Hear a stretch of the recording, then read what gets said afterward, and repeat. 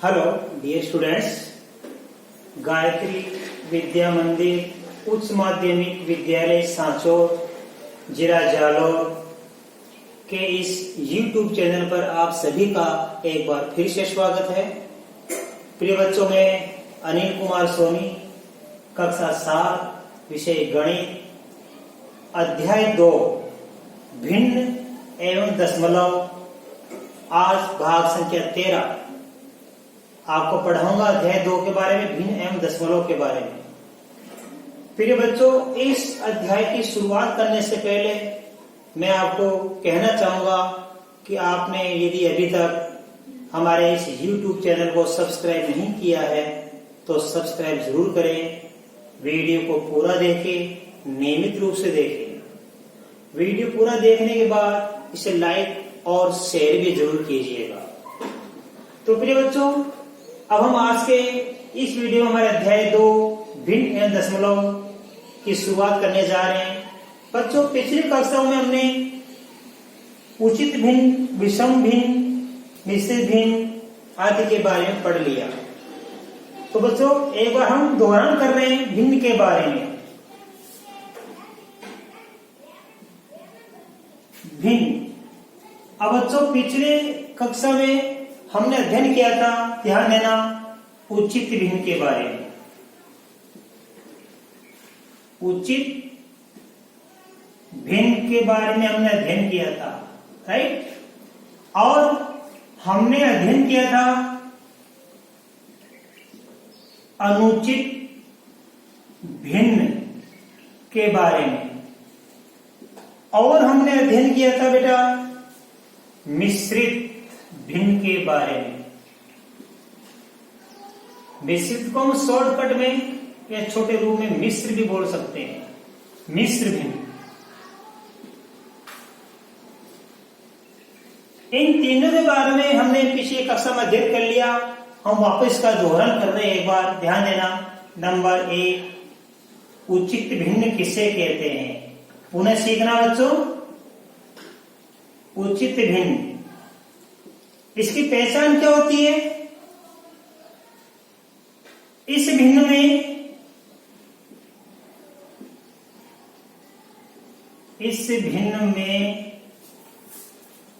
अंश हर से छोटा होता है। ये सिखाया था आपको। उचित भिन्न में अंश हर से छोटा होता है।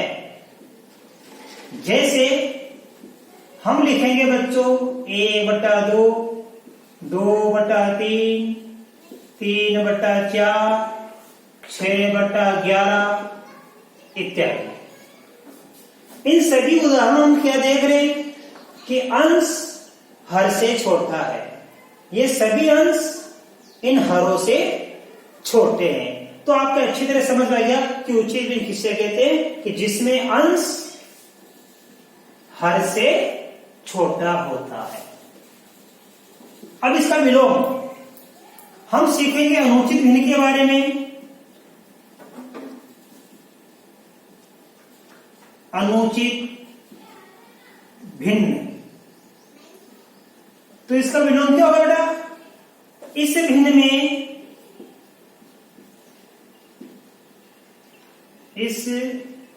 भिन्न में अंश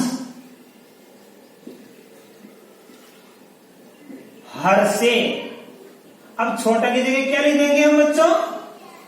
बड़ा होता है। अनुचित भिन्न को हम विषम भिन्न भी बोलते हैं और उचित भिन्न को हम सम भिन्न भी बोलते हैं। तो अनुचित भिन्न की पहचान क्या हुई? इस भिन्न में अंश हर से बड़ा होता है। जैसे देखो ध्यान से, 5/3, 6/5, 11/6 इत्यादि। दोनों में क्या विशेष चीज आप देख रहे हैं? इसमें अंश छोटा, हर बड़ा है, और इसमें विलोम हो गया, हर बड़ा और अंश छोटा है। ये आपके अच्छी तरह समझ में आ गई। बच्चों एक होती है मिश्रित भिन्न। देखो बच्चों, मिश्रित भिन्न। अब मिश्रित भिन्न किसे कहते हैं? यह है मिश्रित भिन्न, ध्यान देना। एक संपूर्ण तथा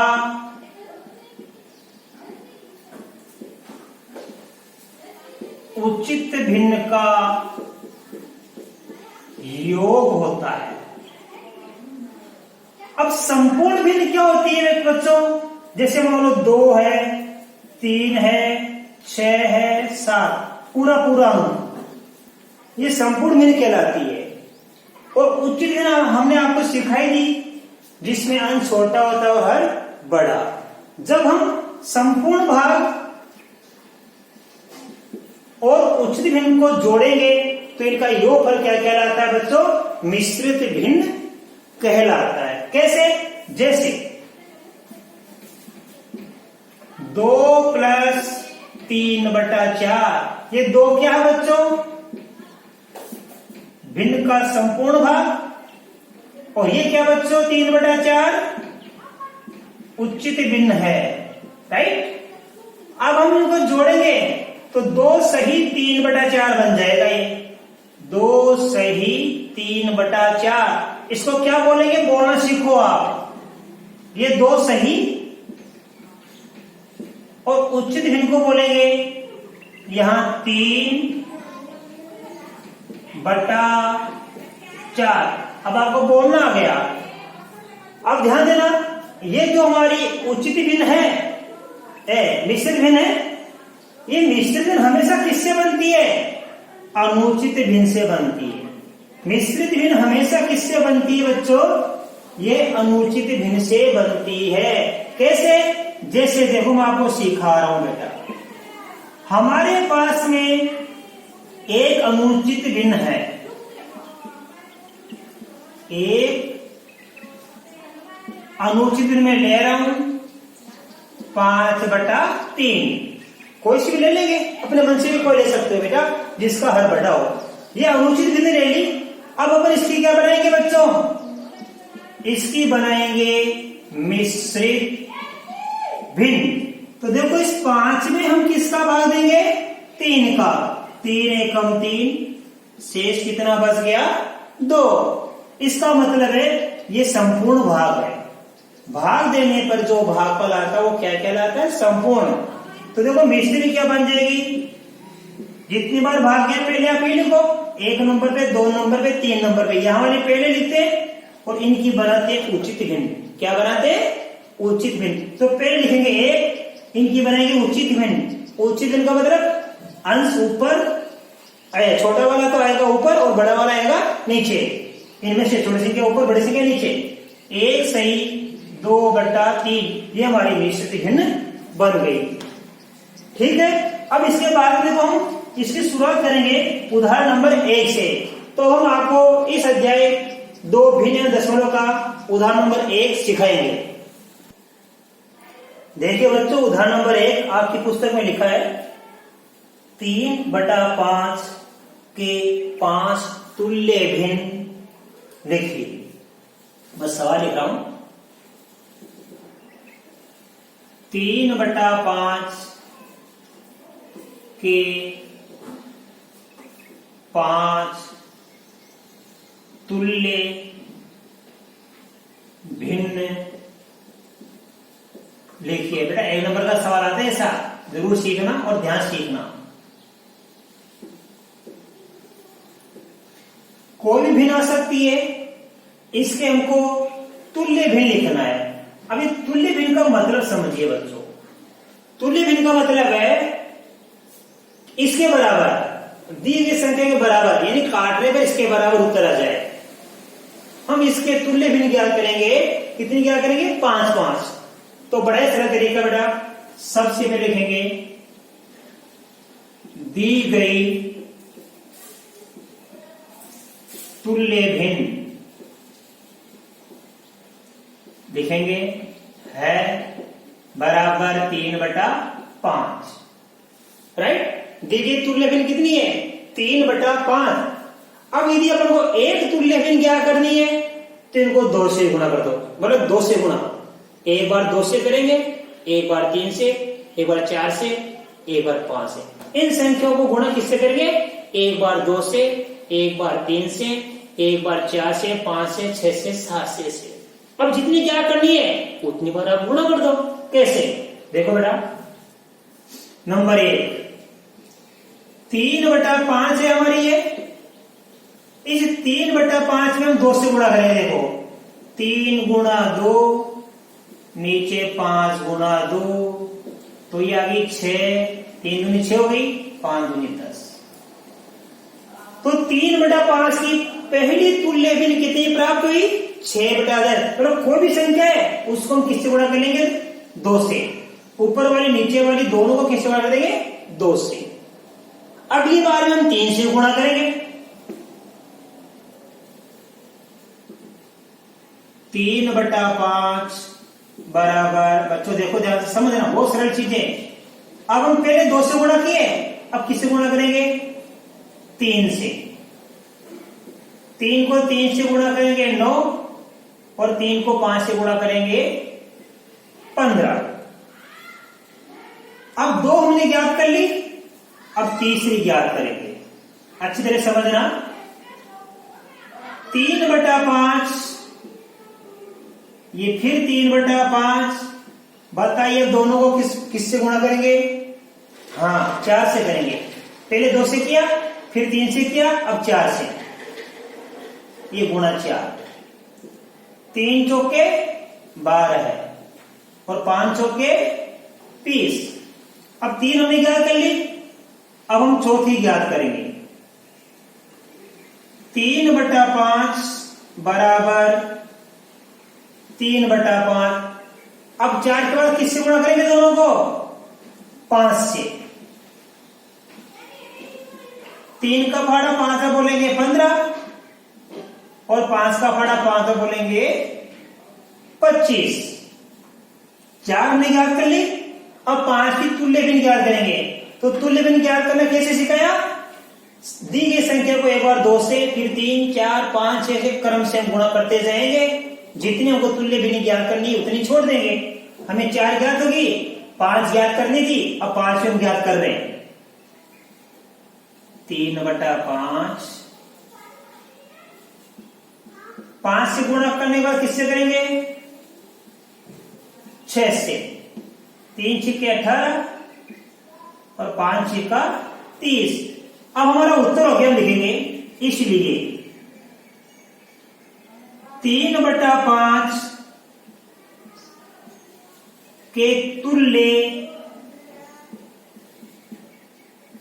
5 भिन्न निम्नलिखित है। निम्न, इनको लिख दो आप। पहली कौन सी प्राप्त हुई? 6/10। फिर कौन सी प्राप्त हुई? 9/15। फिर कौन सी प्राप्त हुई? 12/20। फिर कौन सी प्राप्त हुई? 15/25। फिर कौन सी प्राप्त हुई? अंतिम 18/30। तो आज हमने दी गई संख्या के 5 तुल्य भिन्न ज्ञात करना सीखा।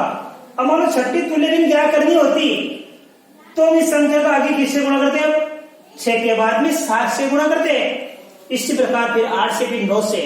तो जितनी हमें ज्ञात करनी है उसी हिसाब से हम सवाल कॉल करेंगे।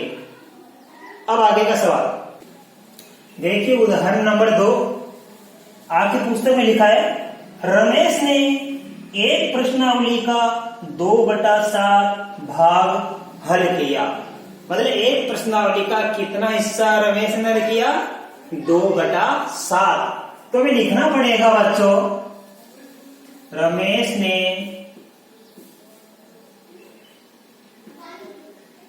प्रश्नावली का भाग या हिस्सा हल किया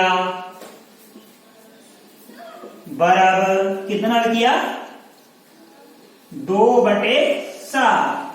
तो रमेश ने प्रश्नावली का कितना भाग हल किया 2/7। आगे पुस्तक में लिखा है जबकि सीमा ने उसी प्रश्नावली का 4/5 भाग हल किया। अब हम सीमा का लिखेंगे, सीमा ने प्रश्नावली का भाग यानी हिस्सा हल किया। अब कितना भाग हल किया सीमा ने बच्चों? पुस्तक में लिखा है 4/5। हमारे पास दो विद्यार्थी है रमेश और सीमा। रमेश ने तो प्रश्नावली का 2/7 भाग हल किया मतलब पढ़ लिया, और सीमा ने प्रश्नावली का 4/5 भाग हल किया। आगे लिखा है ज्ञात कीजिए कि दोनों में से किसने कम भाग हल किया। अब देखो बच्चों, हमें इसे पता नहीं पड़ रहा कि इन दोनों में से ज्यादा कौन पढ़ा और कम कौन पढ़ा। इसके हल करने के कई तरीके हैं। मैं पहला तरीका आपको सिखा रहा हूं बच्चों, देखो ध्यान से। अब यहां पे रमेश ने 2/7 भाग हल किया और सीमा ने प्रश्नावली का 4/5 भाग हल किया। यहां पे अंश 2 और हर कितना है 7, और यहां पे अंश 4 और हर कितना है 5। एक तरीका मैं आपको सिखा रहा हूं कि छोटे बड़े की पहचान कैसे करते हैं। छोटे बड़े की पहचान करने के लिए बच्चों इन हरों को समान करना पड़ता है। इन हरों को क्या करना पड़ता है? समान।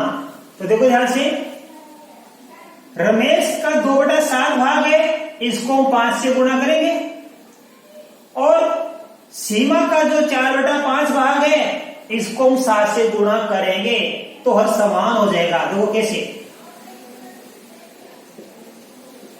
रमेश का भाग मैंने यहां लिख दिया, कितना बच्चों 2/7। मैं थोड़ा आगे लिख रहा हूं, सीमा का भाग कितना है बच्चों 4/5। रमेश ने 2/7 भाग हल किया और सीमा ने 4/5 भाग हल किया। यहां पे हमारे पास हर 7 है और यहां पे हमारे पास हर 5 है। इन हरों को समान करना हमेशा छोटे बड़े की पहचान करने के लिए कैसे करते समान?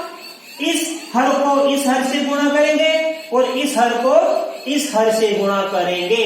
कैसे? अंश व हर दोनों को। तो देखो इन दोनों संख्या का गुणा किससे करेंगे? 5 से। यहां 5 और यहां भी 5, राइट। अब देखो इस 5 वाली का गुणा किससे करेंगे? 7 से। देखो 7 वाली का गुणा तो 5 से कर दिया, 5 वाली का गुणा किससे करेंगे? 7 से। ये 7 और ये 7। अब देखो बच्चों क्या प्राप्त होता है हमको? 2 को 5 से गुणा करेंगे 2 पंजे 10, 7 को 5 से गुणा करेंगे 7 पंजे 35। तो रमेश का नया भाग क्या बन गया? 10/35। अब देखो सीमा का 4 को 7 से गुणा करेंगे 4 सत्ते 28, और 5 को 7 से गुणा करेंगे 5 सत्ते 35। तो देखो रमेश का भाग तो हो गया 35 में से 10 और सीमा का भाग हो गया 35 में से 28। बताओ इसमें आपने क्या खास सीखा? इन दोनों का हर क्या हो गया? समान। समान हो गया। अब समान देखो, ये भी 35 में से और ये भी 35 में से। तो रमेश 35 में से कितना हिस्सा पढ़ रहा है? 10 हिस्सा पढ़ रहा है। और सीमा 35 में से कितना हिस्सा पढ़ रही है? 28 हिस्सा पढ़ रही है। अब आपको मालूम पड़ जाएगा, पूछा क्या है कि इसमें किसने कम भाग हल किया। तो ये बताओ 10 कम है या 28 कम है? 10 कम है। इसका मतलब ये हमारा आंसर आएगा इसका।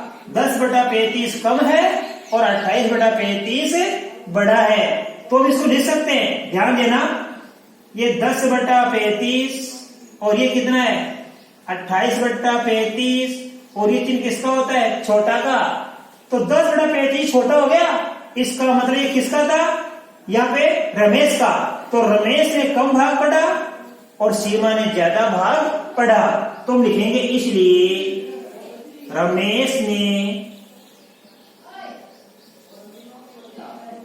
कम भाग हल किया, मतलब कम पढ़ाई की उसने। बच्चों अच्छी तरह आपके सवाल समझ में आया। अब इस सवाल को आप अच्छी तरह समझना। मैं आपको होमवर्क में एक सवाल डाल रहा हूं, आपको एक सवाल डाल रहा हूं मैं कि 4/7 के तुल्य 4 भिन्न लिखिए, या 4 तुल्य भिन्न लिख दो आप के 4 तुल्य भिन्न लिखिए। एक ही हो गया, दूसरा और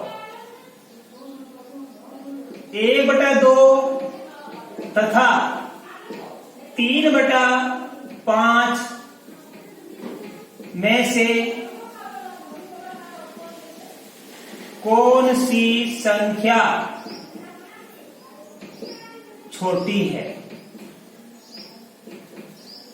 ये आपको होमवर्क करना है। इसी प्रकार इन हरों को हमने समान किया, यहां भी आप हरों को समान करके देखना बच्चों, तो आपको समझ में आ जाएगा को इनमें से कौन सी छोटी और कौन सी बड़ी है। धन्यवाद।